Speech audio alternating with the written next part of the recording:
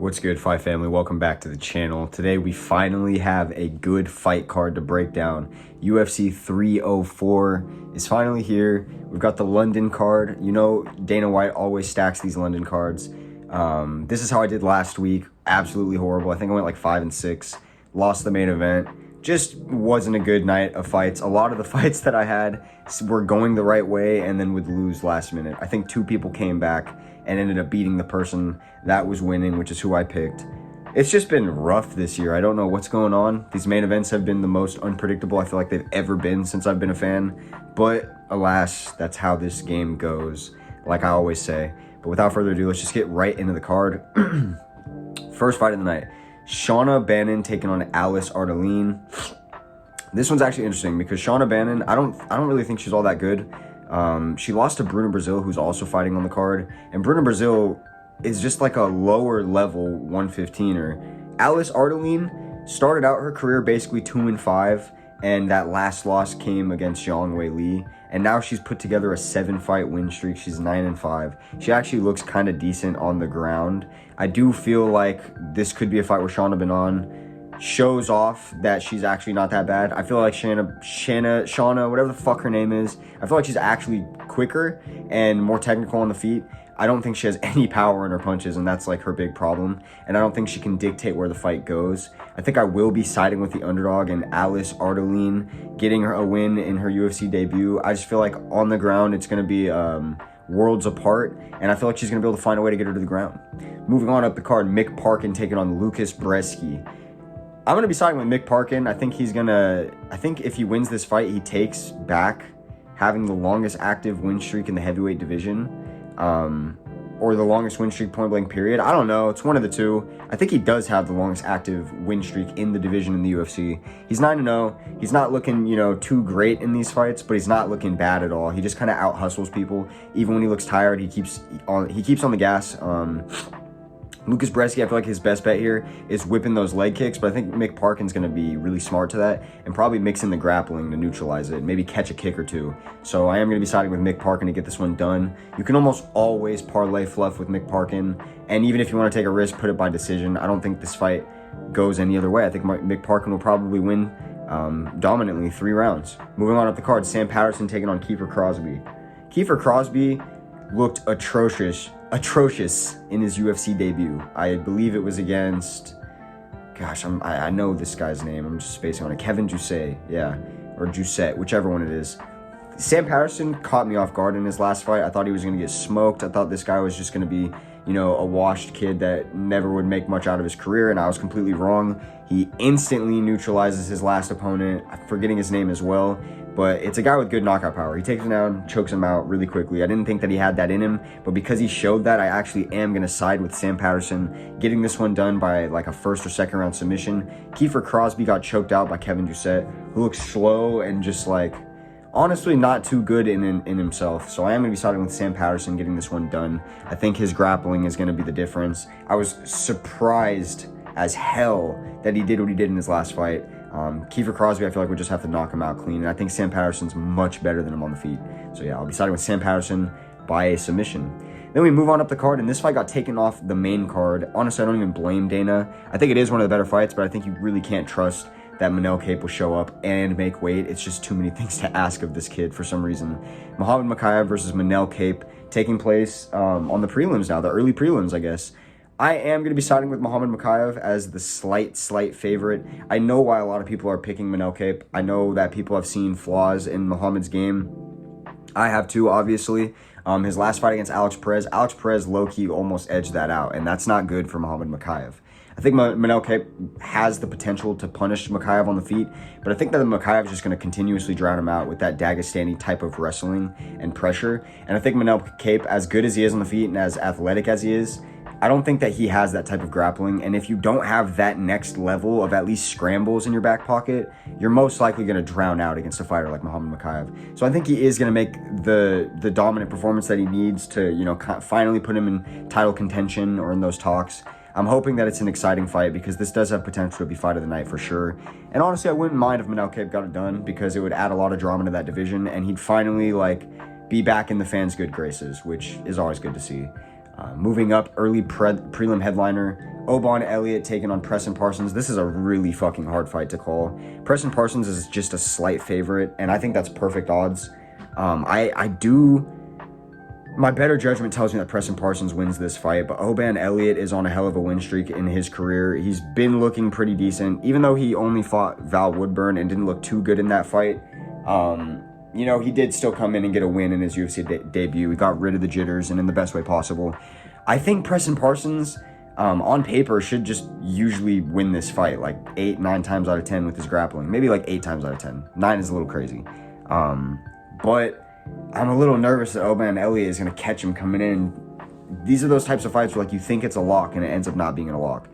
I want to side with Preston Parsons because he just has so much heart. He's always looking for a way to win, and that's impressive. Him beating Matthew Semelsberger really surprised me.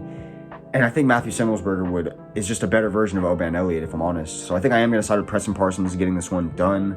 Probably by a decision because Oban Elliott is pretty tough. But don't be surprised if Preston Parsons gets a submission. God, some of these names, it's only going to get worse too. Moving on up the card, I'm starting with Preston. Modestas Bukauskas taking on Marcin Prachnio. This is a hard fight to call as well. Marcin Prachnio is a slight underdog. That makes sense. Modestas Bukauskas has 2 big flaws that can be exploited here. His leg kick defense is trash, and he has no chin. Marcin Prachnio can hit hard because he's a light heavyweight at the end of the day, and he has solid leg kicks. That's where he looks good, I actually can see Marcin Prachnio getting this one done. I want to side with Modestas Bukauskas, but I think that his chin being what it is just makes this such a difficult fight for me to want to call for him. I think he is faster, and honestly, if they start trading on the feet, I'm going to be nervous because I am going to be picking Marcin Prachnio last minute now. I was siding with Modestas the whole time. Last minute, I have to go with Marcin Prachnio. I think he's going to get this one done. I just think his chin's a little bit better. They're both chinny, and Marcin is slower, but I think he has better kicks and kickboxing in general. So I'm going to side with Marcin Prachnio getting this one done by a knockout, set up with his leg kicks. Moving on up the card, Callan Loughran taking on Jake Hadley. This is a great fight. Jake Hadley moving up from flyweight on short notice. He wants to get in this card desperately, and I appreciate that. I respect it. Although I do think the weight jump is going to be a little bit too much, especially against a guy like Callan Loughran, who I think will be able to not technically out-grapple Jake Hadley, but just, kind of out-muscle him, outsize him. Might even look better on the feet just because he's going to be mixing in the grappling, I know. This fight could surprise people. Jake Hadley is really fucking good. I think he's just come up with some tough matches, and I don't know, just the way he fights with his frame, he might need to change some things up. I think Callan Loughran's going to get this one done. I think Jake Hadley's tough, but I think Loughran is going to get this one done by a decision. I think he's going to mix in the grappling, like I said. He's going to outland him, maybe not outstrike him number-wise, but I think that he's going to outland him, similar to Dustin Poirier, Max Holloway, when they fought in their rematch. Max was landing just as much, and he was landing good. It just didn't have the same weight behind it. So I'm going to go with Callan Loughran getting this one done by decision. We move on up the prelims. Molly McCann taking on Bruna Brazil.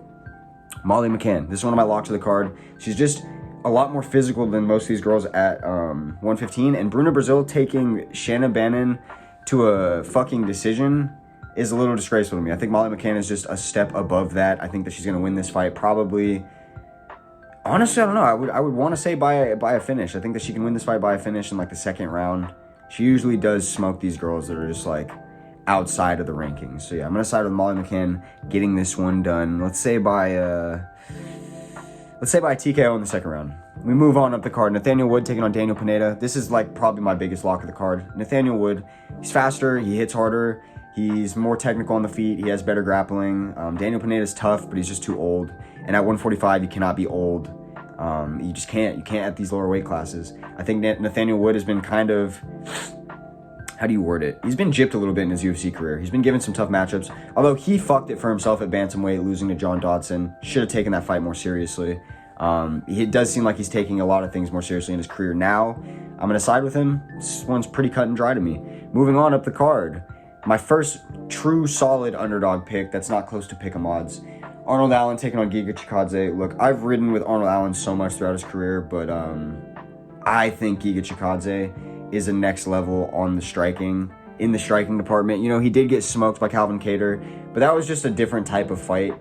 Arnold Allen doesn't bring that type of boxing pressure with the wrestling. You know, he can mix in the grappling, but he's going to try to stand on the feet with Giga Chikadze, and I think that's going to be, it's going to be to his detriment. I think he's going to get caught early in the first round. He's going to tough it out, but then after that, he's going to be a lot more timid, and Giga's just going to start to snowball. Giga Chikadze is quite good on the feet. If he takes this fucking fight seriously and his career from this point moving forward, he should have some good matchups at 145. He matches up stylistically well. He just needs to take his fucking career seriously and work on that cardio. And if he has, I think this is going to be a rough night for Arnold Allen, honestly. So I'm taking Giga Chikadze at 2-1 underdog odds. We're finally on the main card. Christian Leroy Duncan taking on Gregory Rodriguez. Or wait, you know, that last fight actually was on the main card. I'm sorry. That was the first one. This is not the second fight on the main card. I'm siding with Christian Leroy Duncan. They're damn near pick 'em odds. Gregory Rodriguez can definitely land something crazy that ends this fight early or just changes the pace of it. But I think Christian Leroy Duncan is going to be surprisingly fast on the feet. I think he's going to use his range well. And I actually could see him mixing in takedowns, which I'm seeing a lot of people online side with Gregory Rodriguez in the grappling. I think you'd be surprised. I think Christian Leroy Duncan wants to make a statement out here. Look, I could be completely wrong. Maybe he'll just stay on the feet and try to avoid the ground as much as possible. Maybe that's better. I don't know. But I do think Christian Leroy Duncan is a step above at 185. I think he could be a potential star. I see something in him for some reason. I love RoboCop, but I got to side with Christian Leroy Duncan. I've just seen Gregory Rodriguez lose certain types of matchups that make me feel like maybe he can't really be the great thing I thought he would be in this division. Then we move on up the card, Bobby Green versus Paddy Pimblett, a fight that is going to get a whole video dedicated to it by me later this week because it's such an intriguing matchup to me. It's basically a pick-em. Bobby Green is the slight favorite. I think that's fair. I understand why a lot of people are picking Bobby Green. I think on paper he should beat the fuck out of Paddy Pimblett because he has the wrestling defense. He's got good enough jiu-jitsu to survive on the ground if he gets taken there. He's fast. The boxing, obviously, he's miles ahead of Paddy. But Paddy has a hell of a chin. He does not get hurt the way Bobby Green gets hurt. He's young. Bobby Green's not young anymore. You know, despite the fact that he did controversially win his last fight, he is, aside from that, on a hell of a win streak. He's just looking good in his career. He takes his, surprisingly, he takes his fucking, he takes his conditioning really seriously. Despite the fact that he turns into a fat fuck, like right after his fights, he really does get shredded and disciplined once it comes down to fight time. You can tell that he's a fighter's fighter. And honestly, it's hard to pick against people like that. I love Bobby Green. He's also a fighter's fighter, but he's just fucking old at this point. I think Paddy Pimblett is going to get his ass beat, and his face is going to get fucking busted up for the first round, maybe the first 2 rounds. But I think he's going to be in it. He's going to be chasing the grappling. He's going to be landing his own shots. I could see him knocking out Bobby Green. I could see him choking him out even, you know? So I think Paddy Pimblett is going to win this fight by a finish. If Bobby Green wins this, dude, he's about to steal the hype again, man. I mean, I think so. A lot of us know that Bobby Green will never be a champion, but like it's going to give him another main event, something along those lines. Paddy Pimblett wins it. He really can, you know, shoot up his superstardom, and this might finally put him as well back in good graces with fans because a lot of people haven't forgot about that Jared Gordon fight. Moving on, co-main event, Tom Aspinall versus Curtis Blades. I was like basically the only person I saw online pick Curtis Blades against Jonathan Almeida. If you did too, and you're out there somewhere, comment down below. Shout out to you because we were riding solo, brother. Almost nobody picked it. I picked Curtis Blades. He gets it done. That was one of the most hype moments I've had in my career picking picks for the fucking UFC because honestly, I kind of even doubted it a little bit in my own heart. But Curtis Blades is just that guy. You know, he always finds himself in these big fights, but he always finds himself losing them, I feel like. He's back in a technical title fight for an interim championship. You know, obviously most of us fans see this as the real heavyweight championship.